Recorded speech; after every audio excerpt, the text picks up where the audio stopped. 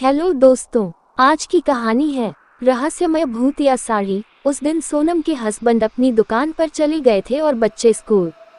वह घर में अकेली थी। सोनम अपने घर के कामों में व्यस्त थी।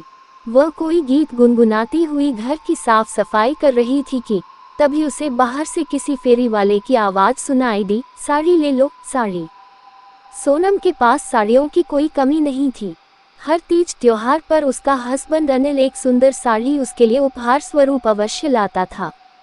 सोनम का वैसे भी घर से बहुत कम निकलना हो पाता था, इसलिए सोनम के पास कुछ साड़ियां नई की नई रखी थी। साड़ी की जरूरत न होने के कारण सोनम ने फेरी वाले की आवाज में कोई दिलचस्पी नहीं ली। वह अपना काम करती रही, लेकिन वह फेरी वाला तो सोनम के घर के सामने ही खड़ा हो गया और साड़ी ले लो, फैंसी साड़ी ले लो की रट लगाने लगा। सोनम ने देखा कि जब वह फेरी वाला उसके घर के सामने से जाने को तैयार ही नहीं है तो उसे मना करने के लिए उसने अपने मकान की खिड़की खोली, और जब उसने उस फेरी वाले को देखा तो हैरान रह गई। दोस्तों, इससे पहले कहानी सुनाओ, आपसे हाथ जोड़कर निवेदन है, प्लीज मेरे चैनल को सब्सक्राइब कर दो। दोस्तों, आपका कुछ नहीं जाएगा अगर आप मेरा चैनल सब्सक्राइब और वीडियो को लाइक कर देते हो। किसी गरीब इंसान का भला ही हो जाएगा। वह व्यक्ति फेरी वाला तो लग ही नहीं रहा था। बड़ी बड़ी दाढ़ी मूंछ वाला वह व्यक्ति बहुत डरावना लग रहा था। उस फेरी वाले ने जाने कौन सा मंत्र पढ़कर सोनम की तरफ फेंका कि न चाहते हुए भी उसने अपने घर का दरवाजा खोल दिया। फेरी वाला एक एक करके सोनम को साड़ियां दिखाने लगा। सोनम को एक साड़ी पसंद आ गई, लेकिन वह उसे बहुत महंगी लग रही थी। सोनम ने फेरी वाले से कहा, मेरे पास इतने रुपए नहीं है कि मैं ये साड़ी ले पाऊँ। ले जाइए अपनी साड़ियाँ, मैं नहीं खरीद पाऊंगी। लेकिन वह फेरी वाला तो साड़ी बेचने के लिए ठान कर ही आया था। उसने कहा कि यह साड़ी वैसे तो 2000 रुपये की है, लेकिन आपके पास जितने भी रुपए हैं दे दीजिए। सोनम ने कुछ सोचकर कहा कि मेरे पास तो केवल 500 रुपये हैं। यदि इतने रुपए में साड़ी बेचना है तो दे जाओ। वह फेरी वाला 2000 वाली साड़ी केवल 500 रुपये में देने के लिए मान गया। सोनम को आश्चर्य हुआ कि यह फेरी वाला 2000 वाली साड़ी 500 रुपये में देने के लिए कैसे राजी हो गया।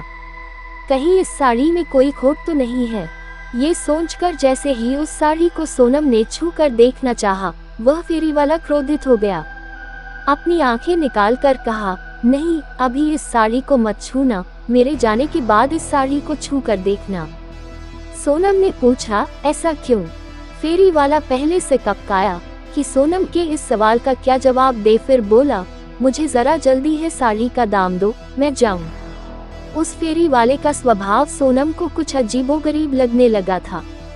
वह घर पर अकेली थी, इसलिए उस फेरी वाले से अधिक बहस न करते हुए उसकी साड़ी के दाम दे दिए ताकि वह यहाँ से चलता बने। उस फेरी वाले के जाने बाद सोनम ने सबसे पहले अपने घर का दरवाजा बंद किया।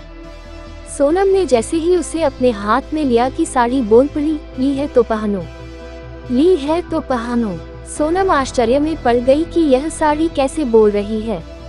वह उस साड़ी को अब लौटा देना चाहती थी, इसलिए उसने घर का दरवाजा खोलकर उस फेरी वाले बुलाना चाहा, लेकिन वह आसपास कहीं भी नहीं था।